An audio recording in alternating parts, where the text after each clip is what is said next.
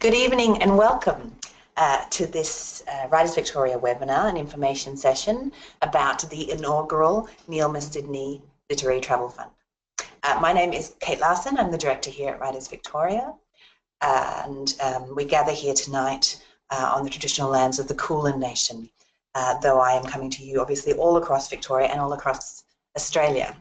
So it's really exciting to have this opportunity to talk through this amazing new initiative that we're very proud and excited to be working in collaboration with the Maya Foundation over the next 3 years. Today's session is about providing you with some tips and suggestions about applying for the fund, the first round of which is due later this month. And hopefully some of those tips and resources will help you for applying for any future funding application as well. So I'm going to be talking through some of that more general information, and then we'll have a chance to hopefully answer all of your questions as we go along. If you haven't been part of a webinar before, you should now be able to see me and hear me and hopefully see the slides on the screen. There will be question time, as I said, throughout the seminar over the next hour and towards the end. You can ask questions by typing them into the question pane on your screen, on the right-hand side of your screen. And my colleague, Adrienne, is in the other room to hopefully help answer any tech questions and provide any support as we go along. So it'd be great that we can test to see who's out there and whether you can hear me. So hi Tom, you've already put a message in the question box. If anyone else wants to say hello in the question box, wonderful. It's good to know I'm not talking to myself as much as it will feel like that over the next little while of me staring into this video camera screen. Don't worry if you miss anything or if the sound drops out for any reason. This is being recorded and you'll be sent a recording as soon as the session is over. That's it in terms of housekeeping, and I'm pleased to hear that we've got lots of people online from all over the state, so welcome, and all over the country. It's fantastic. So let's get started. Like I said, this is a really exciting new initiative, and one, but this is the first round of a brand new program. So we're working through some of the questions together as we go, and your questions will help shape the future of the program.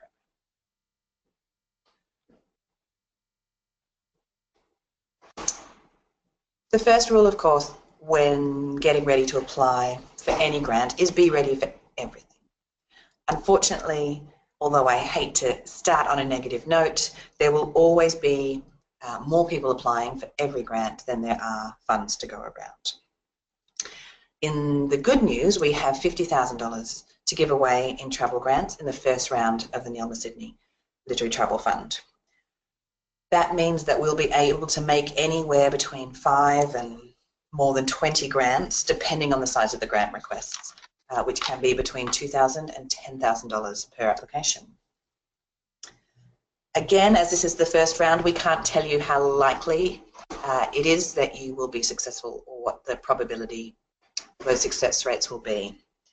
But we are expecting to be overwhelmed by a large number of applications. We have had a huge amount of interest from all over the country. Obviously, everyone's very excited at the prospect of doing some travel to inspire their writing and their literary careers. But don't worry, there's going to be 5 more rounds over the next 3 years, every 6 months.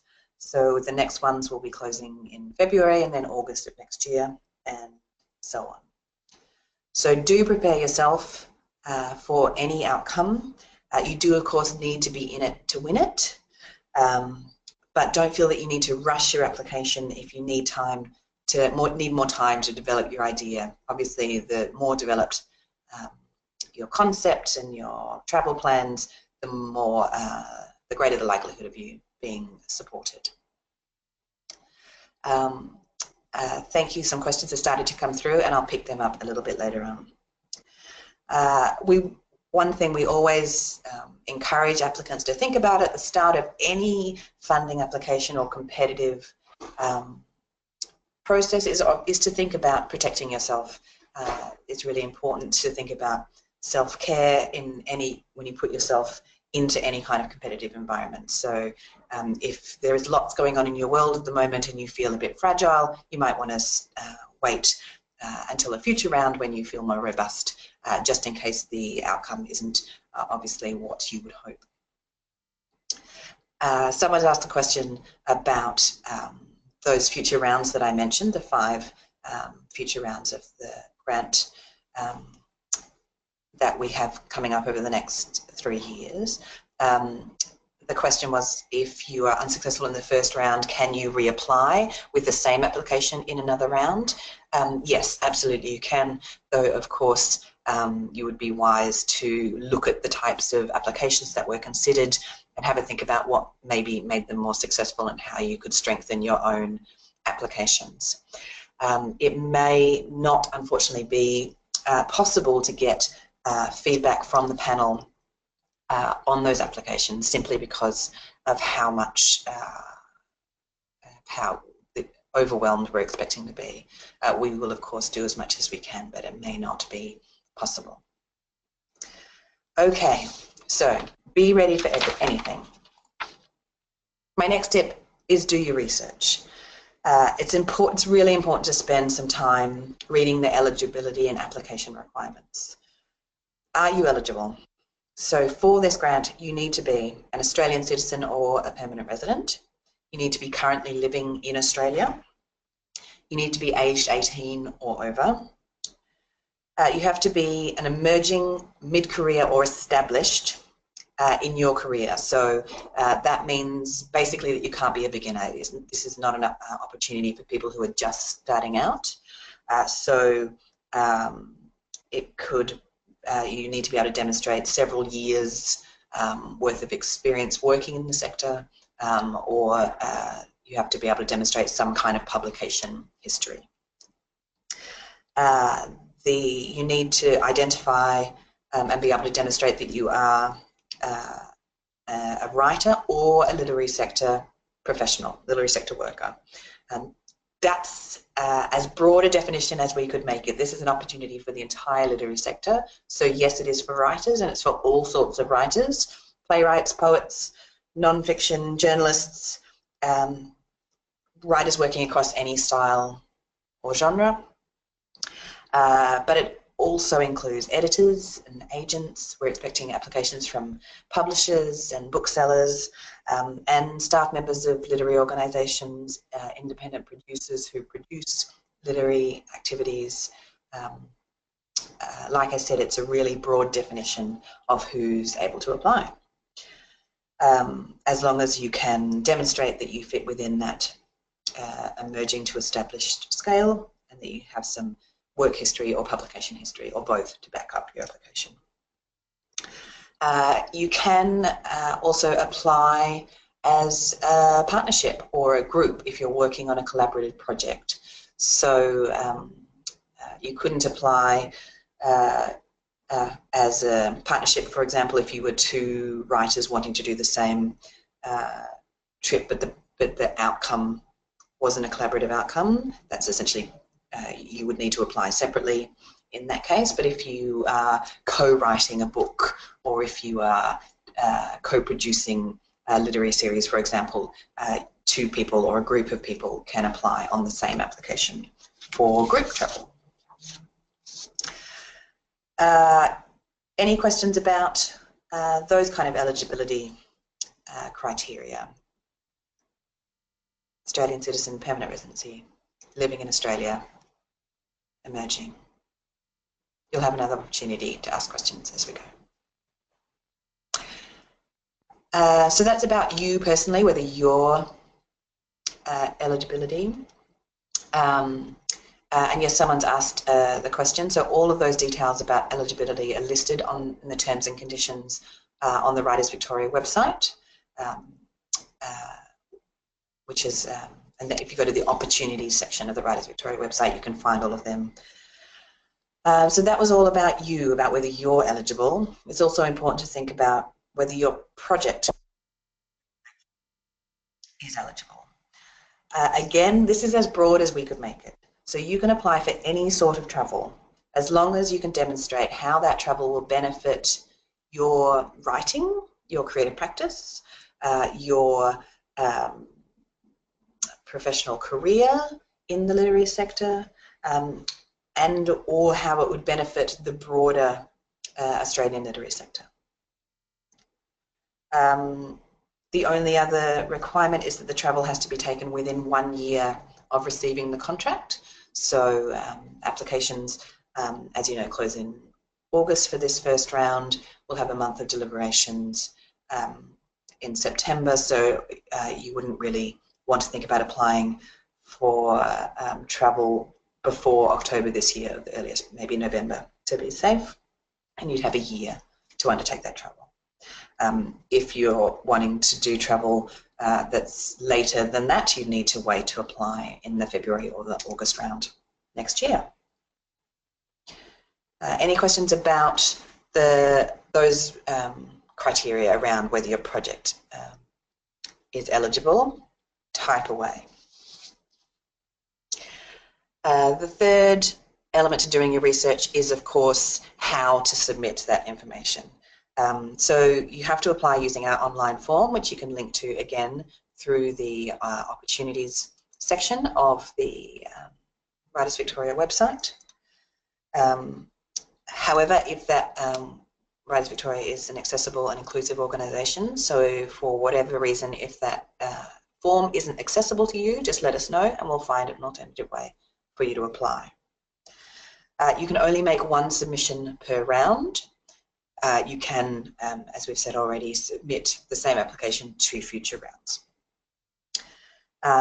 Where relevant, if your project or travel involves working with Aboriginal writers or Aboriginal communities, we would expect that your activities and your application complies with the Australia Council's protocols for producing Indigenous Australian writing, and you can find them on their website. And of course, the final but most important point is that we cannot, under any circumstances, accept late applications, so make sure you get everything ready and submit on time. If you're not sure about any of these eligibility requirements, just ask. Then my colleague Adrienne, it's her job to answer any questions that you may have about your application, and she's receiving, having lots of conversations with people all over the country about possible travel ideas. So don't hesitate to get in contact with her. Again, her details are on the website, and anything you can do to make your application the strongest it can be is obviously a good idea. I just had a question come through about budgets and travel costings, which I'll come back to a little bit later on. I had an earlier question about support letters from organisations. At this stage, for this round, we haven't asked for any support material, but it would certainly benefit your application if in the section where we ask about the travel activity and how it will benefit you, if you are able to tell us in that narrative that you intend to work with X, Y, and Z organisations in this country, and that you've already been in contact with them and they've already agreed, that would obviously make a better and stronger application than somebody saying, I'm going to go to Y and swan about and hopefully speak to some people. So the more you can confirm beforehand, the better, and the more confident the panel will feel in considering and giving you that opportunity. Okay, moving on. Make a good impression. This is good advice for applying for any grant or opportunity. It's important to remember that you start to make an impression even before your application arrives. So if you do contact the grant officer, be polite, be prepared, give yourself enough time. I know I've mentioned that already, but I can't tell you how often we receive pleading emails saying, I've just heard about this opportunity and can I have an extension? Of course, to be fair to everybody, we're unable to give extensions or accept applications after the due date. So and in terms of managing your own reputation and making that first good impression, you don't want to give the appearance that you're disorganized, which when you're applying for something that requires you to be organized and to manage your own travel activity. The best applications really are the ones that have thought really deeply about the project and about the benefits of the project before applying. So like I said right at the beginning, don't be scared to wait for a future round if you feel like you're not ready. Develop a strong proposal. Okay, what's our panel going to be looking for? They're going to be interested in what you want to do, so the strength of your idea, the proposed travel and how it will benefit you. Why you want to do it, what's the need you're addressing, so is it a research trip to inform a book that you're working on that you genuinely can't get that information through desktop research or speaking to people locally? Is it a professional opportunity, professional development opportunity that's simply not available in your state or in your country? What is that gap? What is the reason? The why question that you, what is the problem that the travel is the solution, that the travel is the fix. Why you should be the one to do it. This is always a tricky question, but important to remember when you're going up against a highly competitive field and lots of people submitting all sorts of amazing applications, and with that knowledge that we'll never have enough to, to support all of the wondrous things that we would like to support. So knowing you are in that competitive field, it's important to think about why you, why your proposal, why your idea is more, will have a more significant impact, why it will benefit not only you but others, why, what is it that makes your project different, and that's going to be particularly important if you are applying for an opportunity that others might be applying for almost word for word. So for example, we've had lots of calls already about people wanting to attend and be able to speak at particular international festivals or book fairs, or attend international professional development tours. So it's very fair to assume that we might get, a dozen applications for from a dozen writers to go to any one festival. In that case, the panel are really going to be looking at the why you question. What is it that you could be doing differently, or to add value, or however you want to make that argument. They're going to be looking at who's involved, and that's where the submission that we ask you to put in around your biography will tell us information about your history, your reputation, and as I said before, if there are other partners involved, so if you are going to a book fair or a festival or meeting with agents or publishers or whatever, the panel will be interesting to see who those people are and what conversations you've had with them already to firm up as much of that in principle interest as possible. And then of course how you're going to do it, so the practical things. Obviously if you're being trusted with money, and this goes for all grant opportunities, the funders want to know that you are going to manage that money in the way that you have said that you're going to. So if you have a track record of receiving grants, or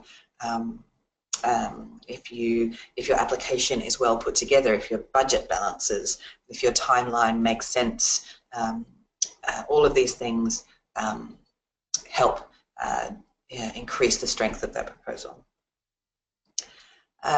Some other, smaller tips perhaps, but ones that we come across in several of our other programs. Be careful about what you claim there's an important line to work with being between humility and hubris. So don't, funding applications like job applications are not the place for modesty. You know, this is the place to, you know, sing your own praises, show for all those reasons we just talked about, why you're great, why you're experienced, why you're trustworthy. However, be careful about not going over the other side of that equation and boasting about things, especially, I say this in the context that of things that claims that you can't necessarily know are true. So we see a lot of things throughout other programs coming through that saying this project is 100% unique in Australia, where one of the issues, of course, is that you're being assessed by a panel of your peers, and we choose peers because of their knowledge of the sector, and they may know immediately that that project is not 100% unique in Australia. So making claims can give the appearance that you haven't done enough research, and that may put you on shaky ground in terms of that why you question if you don't know the context in which your work is going to be fit into the bigger picture. So be careful about making over-the-top claims. Be also careful about the language that you use, and I specifically mention this if you are going to be working and engaging with communities that you might not have been worked with before. At Writers Victoria, for example, our Writability program for writers with disability is at the heart of everything that we do. So we quite often receive applications that mention projects and working with communities of disabled people. However, because the language around disability is a real really good indicator of whether somebody has got any experience in that space. The minute an application comes in that uses really old school and medical and patronising language, it's a red flag for us, and it's a dead giveaway that you perhaps don't have the level of experience to work with that community that you might want to be giving the impression that you do. A final tip, and again from other programs, one of the other strange trends that we see a little bit is the desperate request. So desperation doesn't work. Don't tell the panel how hard up you are and how the money will save you or make a difference to your day-to-day life. It puts everybody in a difficult position, and it takes the focus away from the project and from the criteria that they're able to judge on. Of course, you know, do tell us if there are hilarious reasons why your current situation is working, but do remember that humour is subjective, and you can never be sure how something you write is going to be received.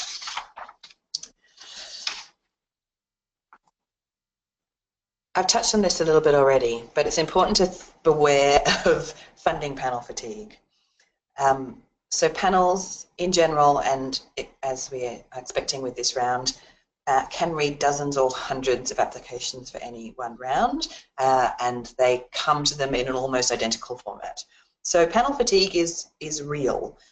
It's a real issue, but you can combat it. You can by thinking about it carefully in advance, and by being really clear, being detailed, being professional, and not by using gimmicks to try and set yourself out from the crowd. So this is an online application form, but when we go offline, we still have people applying in glitter pen or attaching a tea bag to the application and say, enjoy a nice cuppa while you read my submission. Not that we don't appreciate a good cuppa, but it's not a way to get to a funding panel's heart. Comic Sans, of course, there's never an excuse for Comic Sans, so please don't submit in thinking that will set you apart. Applying in rhyme, also generally not a good idea, or any of those kind of gimmicky things, unless an application has been specifically mentioned as accepting creative submissions. The golden rule is do what they ask and do it well. Try also to avoid being too academic, avoid too much jargon, make it as simple and clear as you possibly can. Are there any questions on any of those more general funding tips so far? Feel free to type them in as we go. Someone just asked a question about our budget, which is conveniently my next slide. So most people find this really hard. You know, writers especially, we are generally more word people than number people. You will be asked in the application two financial questions. So one in the form itself, which is just a question about what level of grant you're applying for. So, and again, that can be anywhere between $2,000 and $10,000. And then you're asked to upload a project budget. Make sure that project budget matches the amount that you are applying for. That sounds like a really simple question, but it's also a really simple thing that people skip all the time. So if you say you're applying for $2,000 and your budget says you're spending $1,400, that's a big red flag for the panel. And that's because it says to them that you might, if you don't have the nous to manage imaginary money, then it raises the question about how you're going to go when you actually have cold hard cash. There are, again, because this is such a broad opportunity, there are really no strict guidelines about what you can include in your budget. It can include the direct travel costs, so taxi fares, airfares, train tickets, all of those things. It can include the cost of your living away from home, expenses like meals and those kind of things. There is no magic formula, but you may apply for living costs, or if you have to, for example, take unpaid leave for the month of your trip, then you could apply for some of those lost wages. This is not, so yes, you can apply for to cover that lost time, or if not lost wages, then you could apply for the proportion of your home costs that go on while you travel. How you calculate that is up to you, because it will depend on everybody's personal circumstances. There is no golden rule around living costs. If you're confused as to what you can put in your budget, you can, as I said, ask the grants officer as you go along. I had a question about whether the panel wants to see applicants contributing to the project budget themselves. Again, that's a harder question to answer because this is the first round, so we're not really sure what will tip the balance in terms of making someone more or less competitive. From previous experience, I can certainly say that panels are not interested in applicants running themselves into the ground, so they do want to see that this is a positive opportunity for you, but it might be that you, for example, if you are contributing a portion of your lost income during that period, yes, that might be something you might want to consider as a means for making yourself more competitive.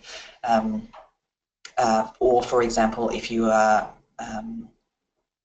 have some other grant or contributing factor from another source, the panel would certainly be interested in hearing about that. For example, if you got a scholarship to attend an international conference, you could put that as an in-kind contribution to show that somebody else is contributing to those costs, and that, but just be very clear in showing that which bits of funding are going to which areas.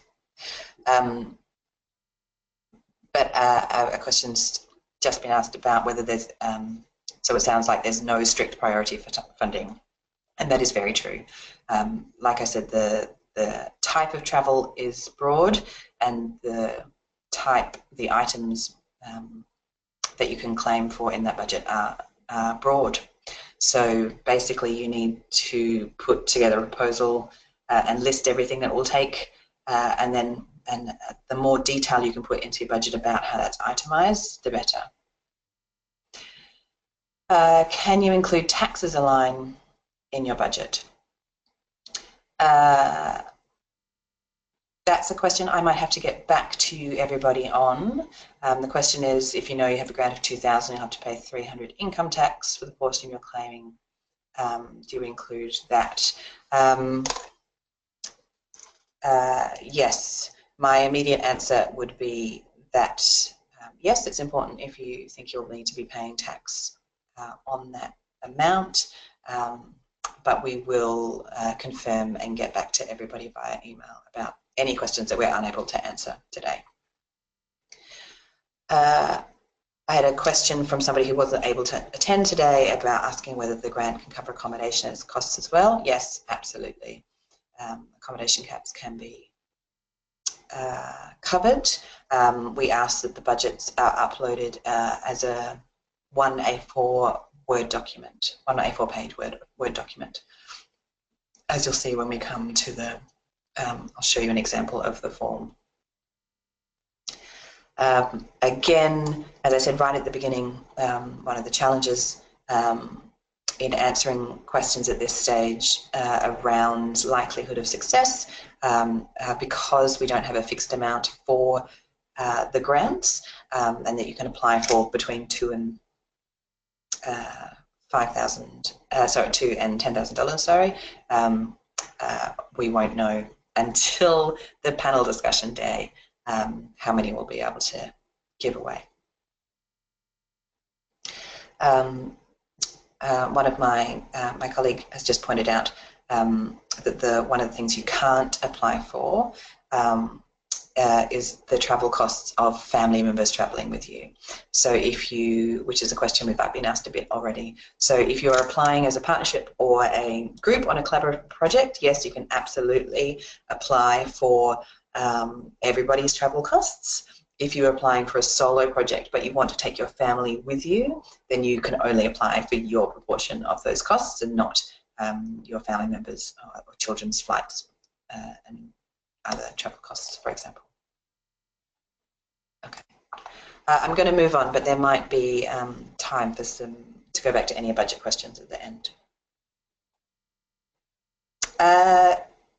This is a rule I've mentioned already. Follow the format. Every single funding application is different, though almost entirely frustratingly similar enough to almost able to cut and paste things, but not quite.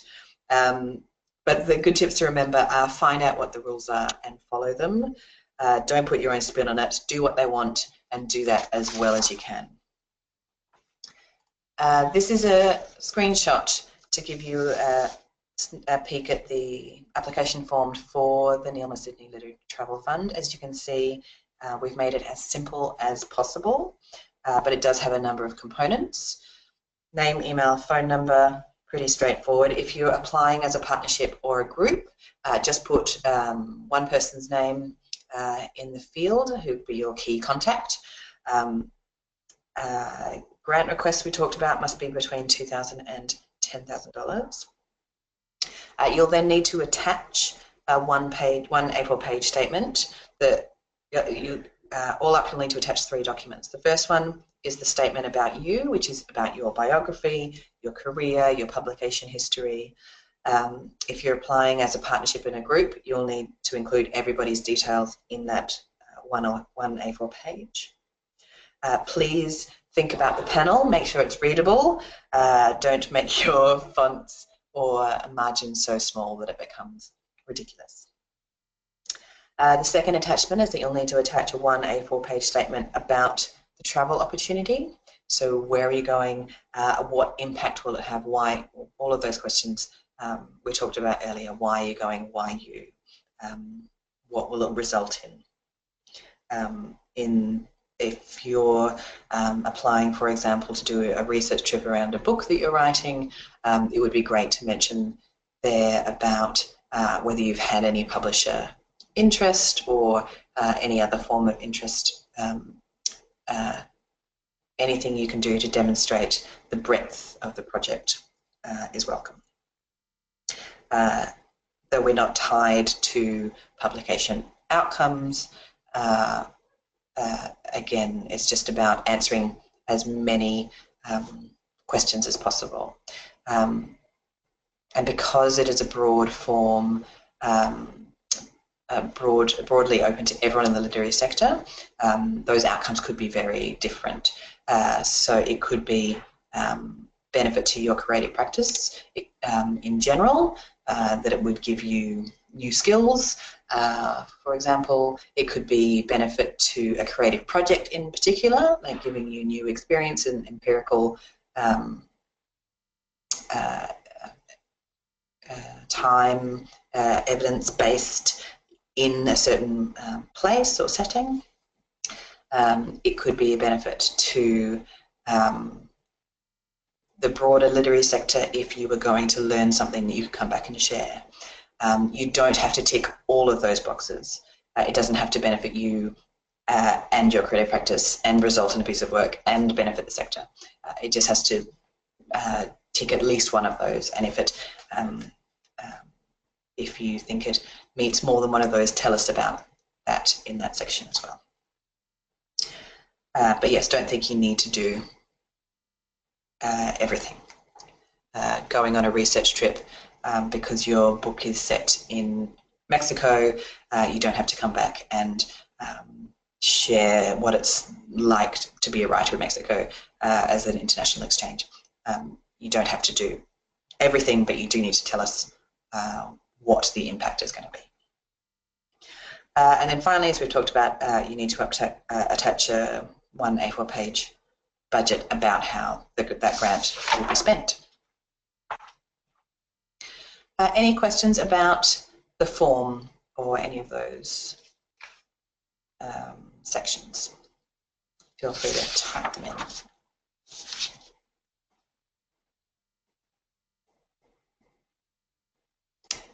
We do prefer all of the submissions to be in Word rather than PDF version, and that's part of our an access requirement. Again, if you have questions, just keep them coming and we'll come back to them at the end. I've put up another slide about submitting on time. I know I've mentioned it before, but once again, late applications can't be accepted, so don't waste your own time. Remember also, once the applications go to the panel, that's it. So if you have misspelt something or left out an important fact, unfortunately, once it's gone to the panel, that's your last chance. So do make sure you give yourself enough time to edit and proofread those documents before you press send. I just had another question about the budget format. We don't have a set budget template. All we need you to tell us is how you're going to spend that money. So if you apply for $2,000, we want to see a list and an itemized and as detailed a list as possible of where that $2,000 is going to be spent. While you're waiting, what happens next? As you know, different funders work in different ways. For this grant program, we have put a peer panel in place. as I said, then the peers have been selected based on their expertise and the knowledge of the sector, and they're going to change every round. So you'll have different peers looking at your work every time. Although we have a very strong and diverse and thriving literary sector, there's every opportunity, every chance that, especially if you're applying in multiple rounds, that you may know one of those peers, one of those panel members. All of those panel members will disclose whether they have any mates in the application pile, and they'll be asked to leave the room for the deliberations of those particular applications. But don't worry, that doesn't disadvantage you. The scores are adjusted accordingly based on the number of people who are in the room.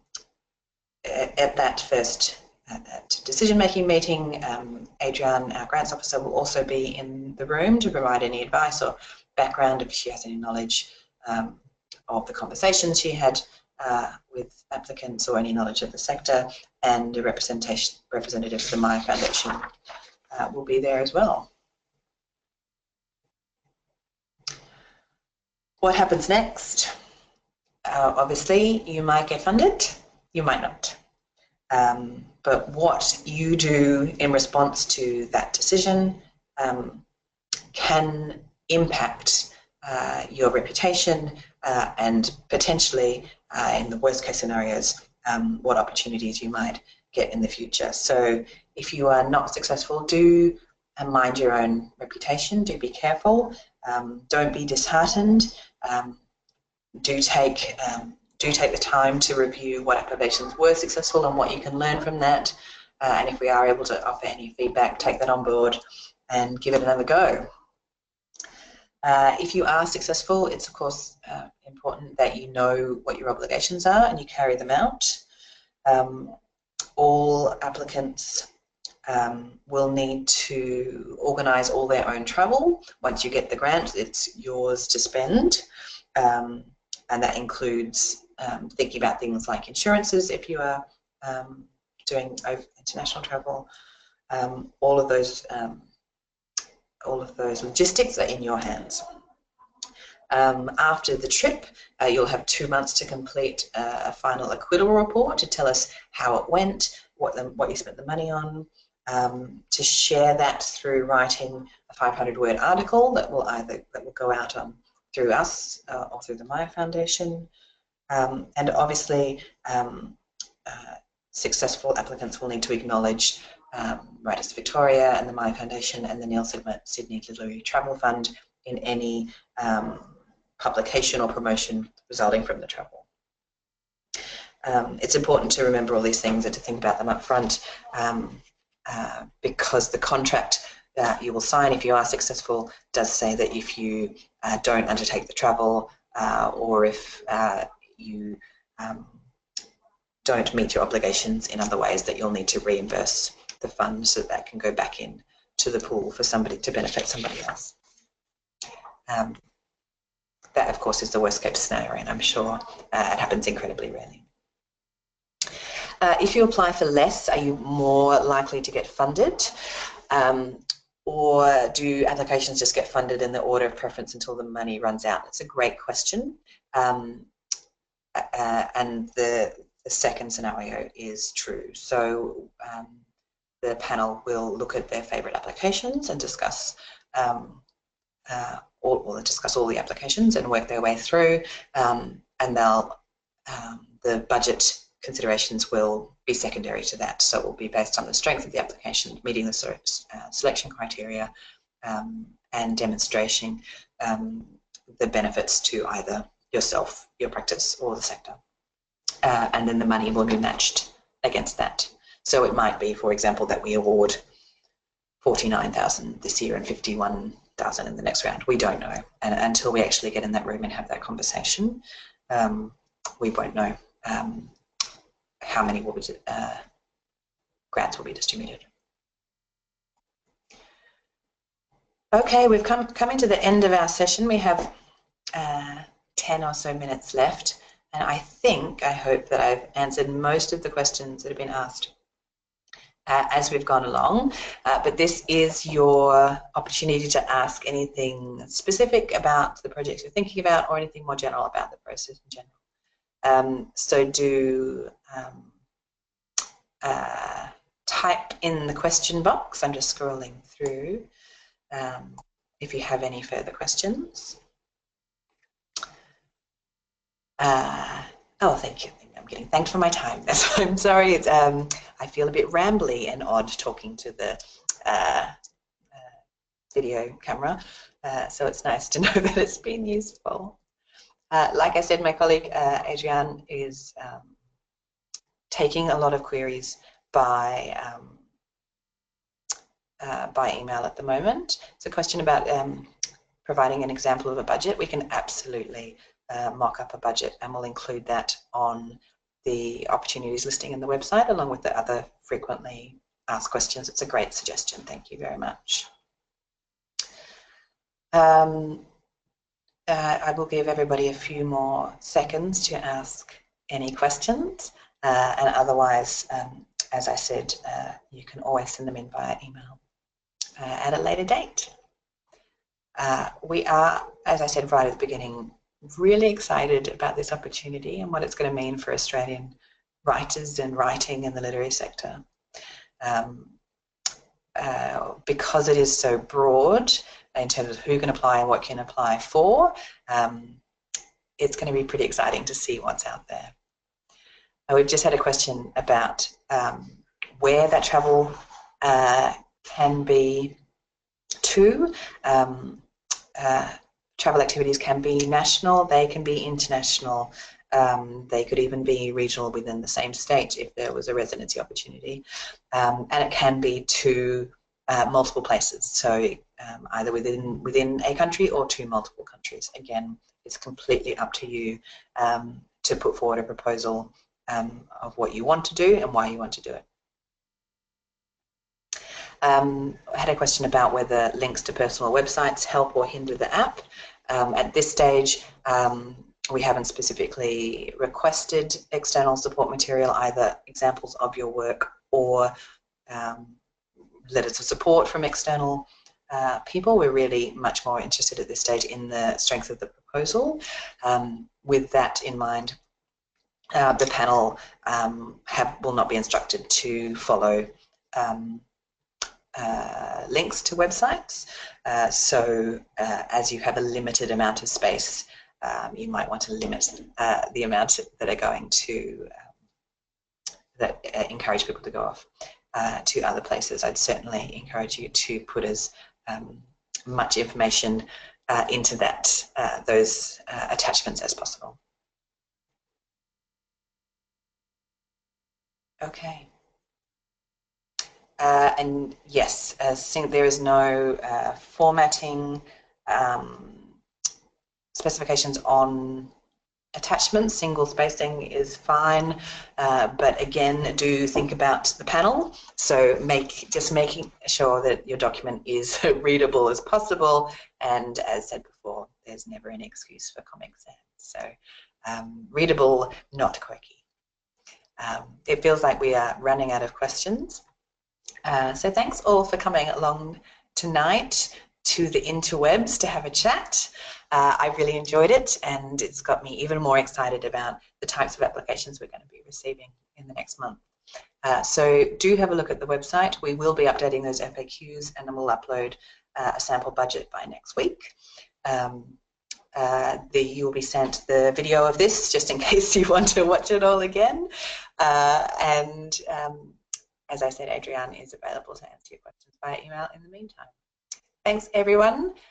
Enjoy the rest of your evening, and we'll hope to see you at Writers Victoria again soon.